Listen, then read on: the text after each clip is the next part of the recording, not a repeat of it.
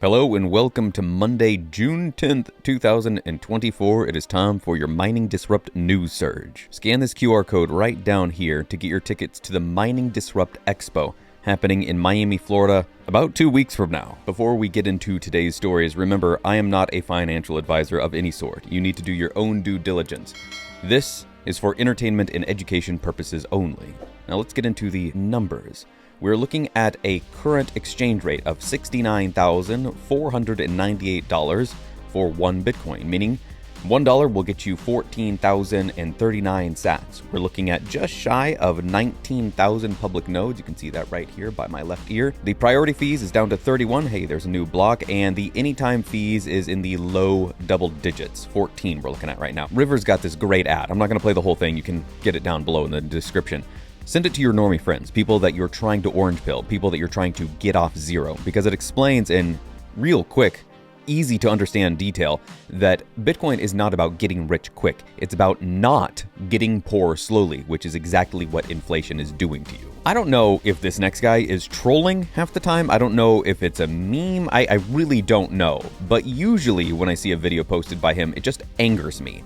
But this one is an exception. I thought this is actually kind of funny, and he's actually kind of right. Last suggestion, consider taking up a job as a Bitcoiner.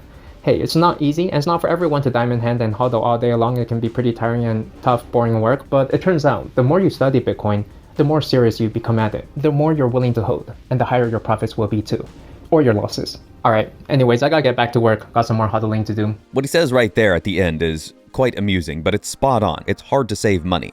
This is something I've talked about with friends and family numerous times, how it's so difficult to hang on to money, even though all you have to do is literally nothing. To save money, you just don't spend it. But there are so many areas, so many pieces, so many factors and avenues to spend money, and it's so easy to spend money that it is actually quite hard to not spend money. Now, I'm not sure how much I agree with what I'm going to play here next, but it's the Bitcoin power law. The thing about the Bitcoin power law is it seems to expect and assume that what has happened will continue to happen. And you see this red line. It's kind of this trajectory of predicted log price right there, actual log price. Okay, well, maybe. Yes, this is how things have gone, and you've got this red line here pointing in a particular direction. Cool, great, thumbs up to all that. But this doesn't seem to account for human behavior, which is a pretty big player when it comes to markets and economies and the money flow as a whole across the world. And we have absolutely no idea what is coming down the pipeline. This line might be really low, or it could be really high. I don't know, but I do think it is rather prideful to assume that using dots on a graph and a line that you can go, yes, look, here it is. This is exactly what Bitcoin is going to do. But on that note, here's exactly what he expects Bitcoin to do. And he says mostly for fun, but here's my cycle prediction. So what we've got here is November 2024, we're looking at around 80,000. And then it goes all the way up to about 200,000. And then it drops back down into the mid 70s or so in October of 26. Maybe not. It'll be interesting if this is entirely accurate though. There is so much money flowing into Bitcoin right now. This right here from Bitcoin Magazine, US Bitcoin ETFs saw 880 million in inflows, highest since March. Next up, the Franklin Templeton CEO has something interesting to say. Check this out. You have a lot of firms that are a little bit in a wait and see mode. So you haven't even gotten that second wave. Like this is really the first wave of the early adopters. And I think the next wave is the much bigger institutions who get more comfortable with kind of how it's settled out. This is the first wave, she just said. And what's coming down the line is people that have a lot more money to spend, a lot more capital to throw at this thing because they are, as she says, in a wait and see mode. Let's see how this all shakes out. Is it actually a good idea? They're doing their due diligence. They're doing their chats. They're talking to their board members. Hey, is this something that we want to do?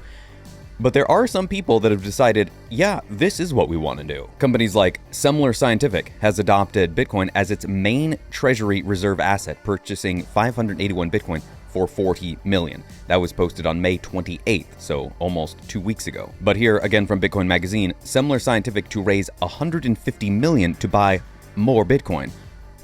it looks like somebody's doing a mini micro-strategy. Now, I've got a tweet here from Arman the Parman, and I'm not going to go through the whole thing, but he talks about the ETFs and BlackRock and spot Bitcoin and shorting and longing, and there may be being some shenanigans going on. Like I said, I'm not going to go through the whole thing, or really any of it. I encourage you to read it down there, link in the description. But it is interesting to think about. Are there some shenanigans going on? And to close things out, we've got some important information from Gary Gensler and a monkey. So let's check that out. This right here from Gary Gensler.